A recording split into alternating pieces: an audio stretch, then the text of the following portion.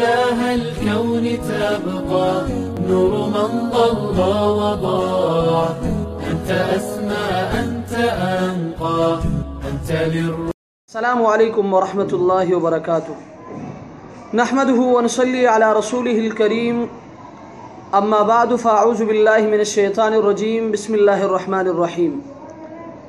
الحمدللہ آج قسط نمبر 204 میں آپ کے مسائل اور ان کے حل کے ساتھ ایک مرتبہ پھر میں آپ کے درمیان.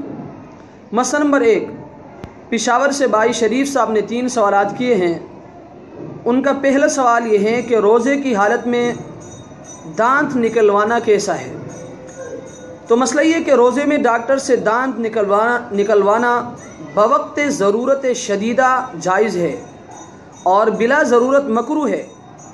اگر خون یا دوا حلق سے اتر جائے اور خون تھوک پر غالب یا برابر ہو یا خون کا مزہ حلق میں محسوس ہو تو روزہ فاسد ہو جائے گا. قضا لازم ہے، کفارہ نہیں. فتاوی شامی جلد نمبر 3 صفحہ نمبر 422. ان کا دوسرا سوال یہ ہے کہ روزے کی حالت میں تھوک نگلنے کا کیا حکم ہے؟ تو مسئلہ یہ کہ روزے کی حالت میں تھوک نگلنے سے روزہ فاسد نہیں ہوتا، البتہ منہ میں تھوک جمع کر کے نگلنا مکروہ ہے اور عوام لا علم ہونے کی وجہ سے ہر وقت تھوکتی رہتی ہے. یہ لا یعنی عمل ہے، اس سے احتراز کرنا چاہیے. فتاوی ہندیہ جلد نمبر 1 صفحہ نمبر 199. ان کا تیسرا سوال یہ ہے کہ روزے کی حالت میں زبان سے کوئی چیز چکھنے کا کیا حکم ہے؟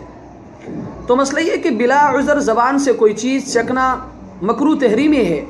ہاں اگر کسی عذر سے چکھے، مثلا کسی عورت کا خاوند بدمزاج ہے کہ اگر سالن میں نمک کم و بیش ہو گیا تو بگڑ جائے گا، تو زبان سے چکھنے میں کوئی کراہت نہیں. المحیط البرہانی جلد نمبر 3 صفحہ نمبر 356. مسئلہ نمبر 4. کراچی سے بھائی عمران صاحب نے ایک سوال کیا ہے. ان کا سوال یہ ہے کہ روزے کی حالت میں گالی دینا کیسا ہے؟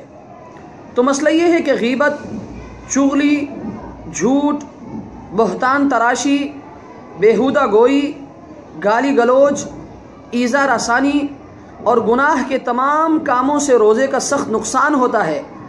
حدیث کے مطابق ان گناہوں کی نحوست سے روزے کا اجر و ثواب بالکل ہی غارت ہو جاتا ہے.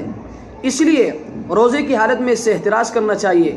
فتاوی شامی جلد نمبر 2 صفحہ نمبر 428. اللہ تبارک و تعالی ہمیں ان مسائل کو سمجھنے کی توفیق عطا فرمائے. وآخر دعوانا ان الحمد للہ رب العالمین.